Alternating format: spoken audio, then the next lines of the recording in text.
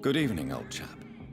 Are you all right? I won't lie to you, Johnny. I'm not a well man.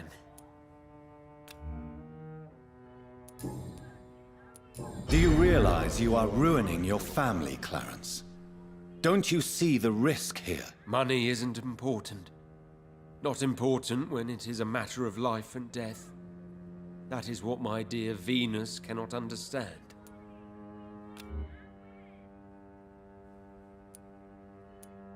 People will laugh at you, if they don't already. Think about your wife and your position. Think about your future. I understand my wife's embarrassment, but gossips don't kill, vampires do. There'll be no future if people don't open their eyes. I can't believe I'm telling you this, but if warning people is that important to you, why not choose a more efficient way to spend your money? Don't you think I tried? I knocked at every door, went to every bank, I even tried to be published. No, Jonathan. This is a one-man war.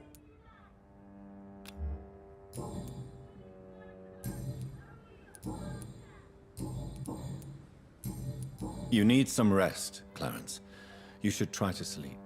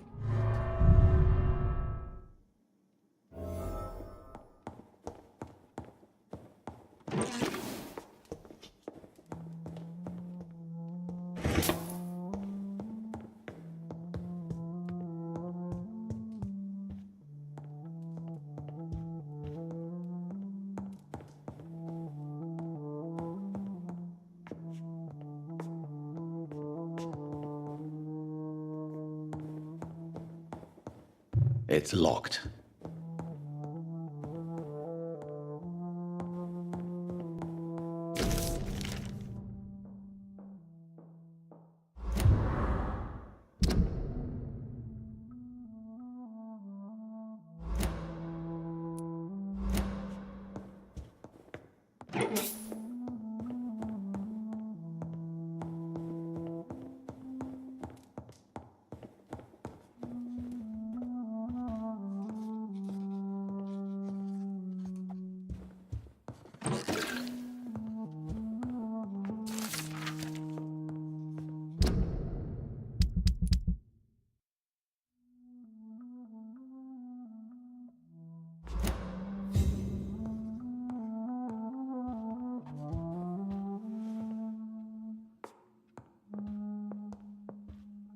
Good evening, Jonathan.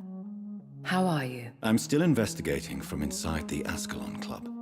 Can we talk? Of course, my dear. There are many paintings adorning the walls here. Yes? Did you paint them? No, my dear. But some of them. I have had a long time to learn from the best. I'm currently working on what could be my greatest masterpiece. What is this masterpiece? Your portrait, my dear Jonathan. It'll be my gift to you, if I ever have time to finish it. Have you met any famous painters? Are you trying to divine my age by cross-checking historical dates, my dear? That's a devious parlor trick. Well, Elizabeth, I tried my best. Don't I deserve some reward at least? Well, if you must know, I even posed for the greats. Now that you know it, you may recognize me when visiting museums. How is your investigation going? I have decided to explore beyond the dictates of reason. What do you mean? You may on occasion find this house closed when you visit me. If so, it is because I have gone undercover. Sort of. Who are you going to surveil? I hope you're not considering spying on McCullum or the Guard of Prewan. No. I intend to ask a few questions in parts of town I rarely venture into. Dirty places where a delicate lady like myself should never be seen. When will you return? As soon as possible. And I don't intend to stay away for long. I have investigated new sources of infection, and I may have found a new type of scowl. One suffering from heavy mutations that is extremely contagious. Scowls come in various forms, you know. They are simply degenerate versions of their makers. I believe these families are different, and I'm currently pursuing a lead. I know I can find the true source of contagion by finding who created these creatures. That would be great news. Be very careful, my dear, when dealing with such creatures. Goodbye, my dearest. Goodbye, my beloved.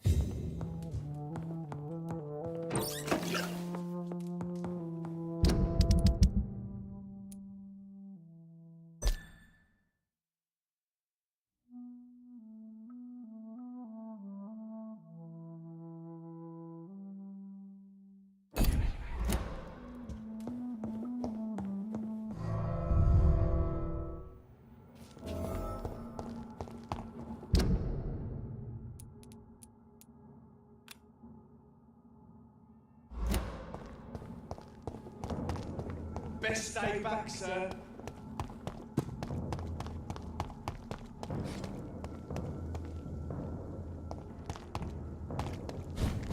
Easy does it, boys. We can deal with this vermin.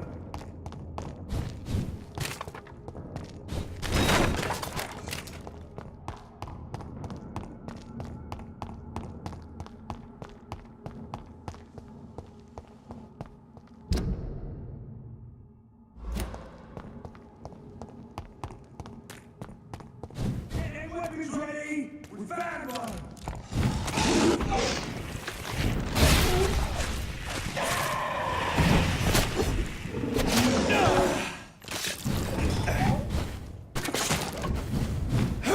Steady, boys. We've got one of them.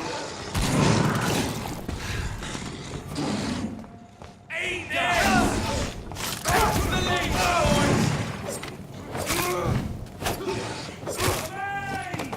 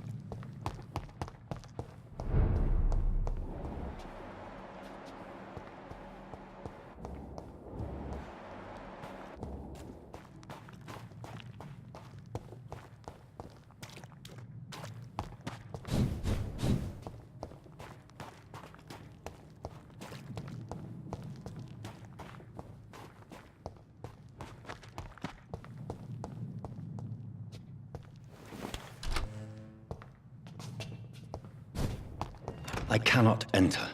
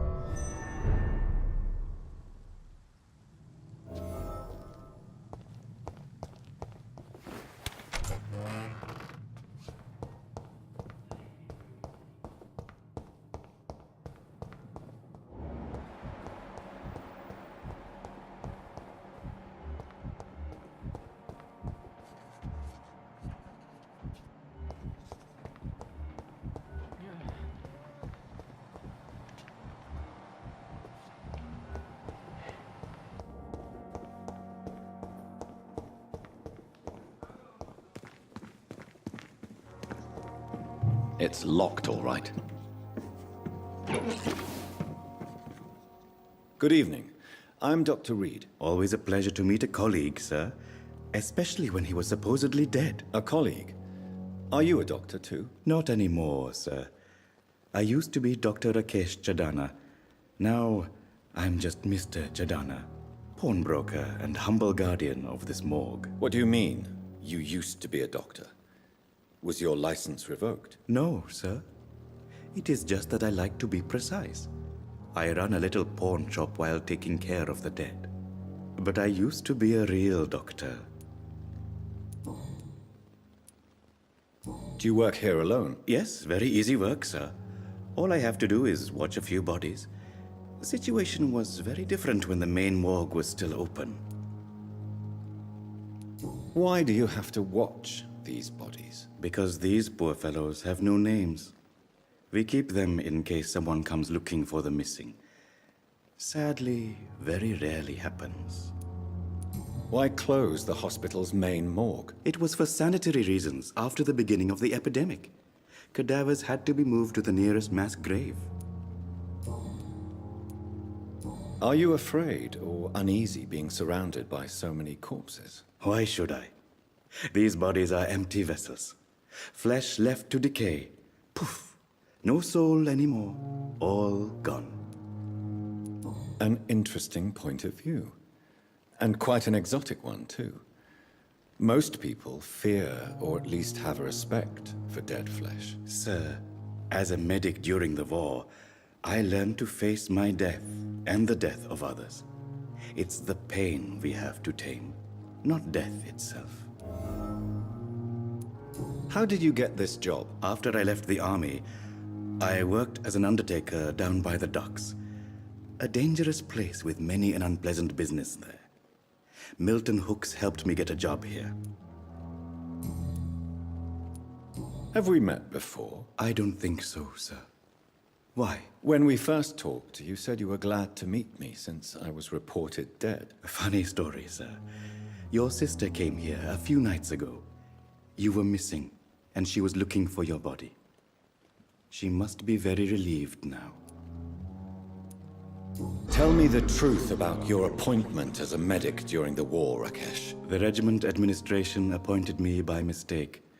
I had to learn the job on the spot, sir. Very hard, sir, but I rose to the challenge. Do you realize how many soldiers died because of that decision? You should have refused. Yes, sir. I swear I did, sir. But no one listened. When the first wounded arrived, I had to do what I could. It is an unbelievable story, Mr. Chadana. It was a time beyond belief, Dr. Reid. But I'm happy not to deal with the wounded. I prefer caring for the dead now.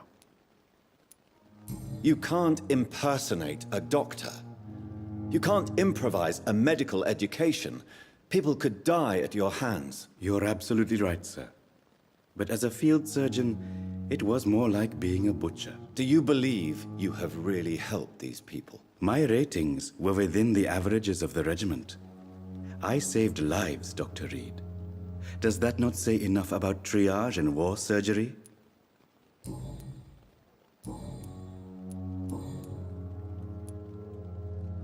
A pawnbroker? I expect you get all types of people here. Yes, sir. All kind of people. For I sell all kind of goods. Who comes here to trade with you? It's very unhygienic, even unsafe. Diseases can spread. For the customers, for the hospital. I'm very cautious, sir. I've been a doctor, remember? And all my clients are good people.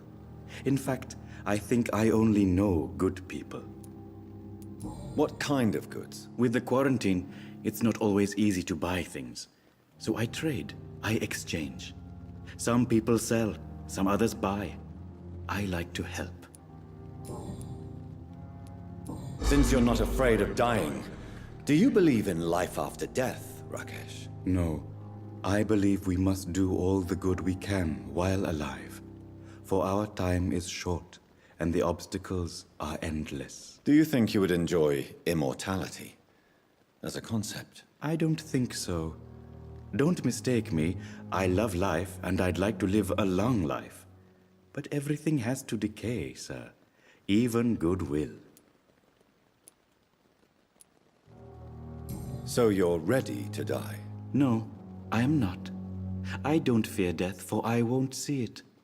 What troubles me is the pain my death will inflict to those I know. You're a wise man, Mr. Chadana. No, Dr. Reid. I am a foolish man.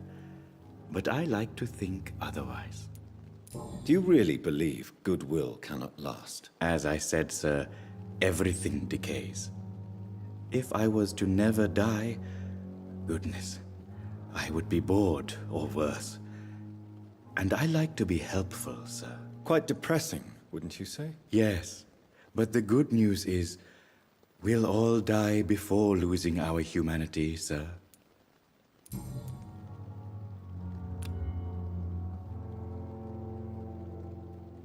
Do you need medical attention? Well, the proximity of the dead is not the most healthy company, even if the quiet can be appreciated. Don't take too many risks with your health, Mr. Chidana. None of us are immune to this disease. And that is a good thing. Death and disease is a constant reminder of our mortality. But you have my thanks, Dr. Reid.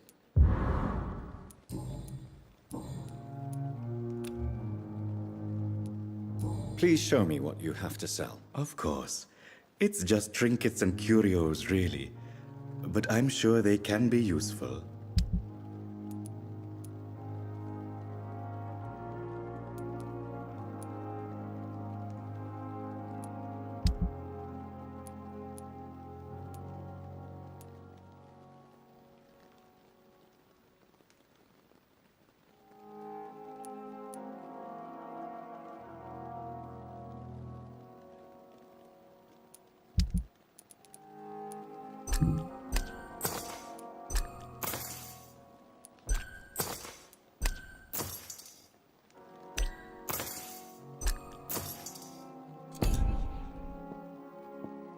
Good evening, Dr. Reid.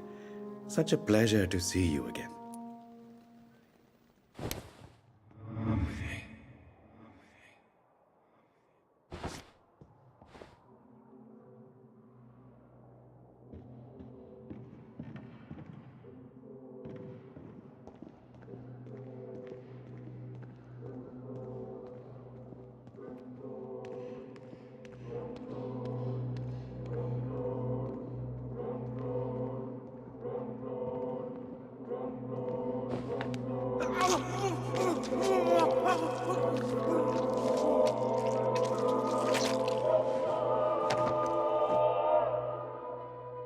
So you were the proverbial wolf amongst the sheep, sir.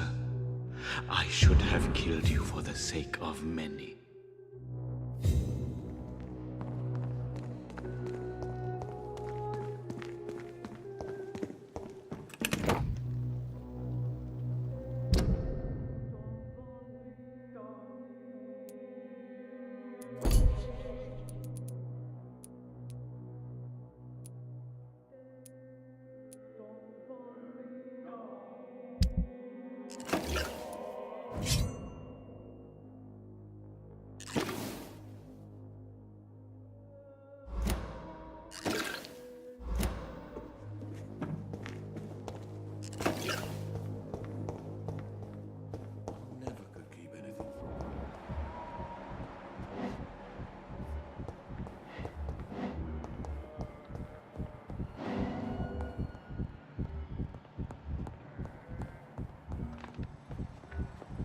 I will not let you down, my boy.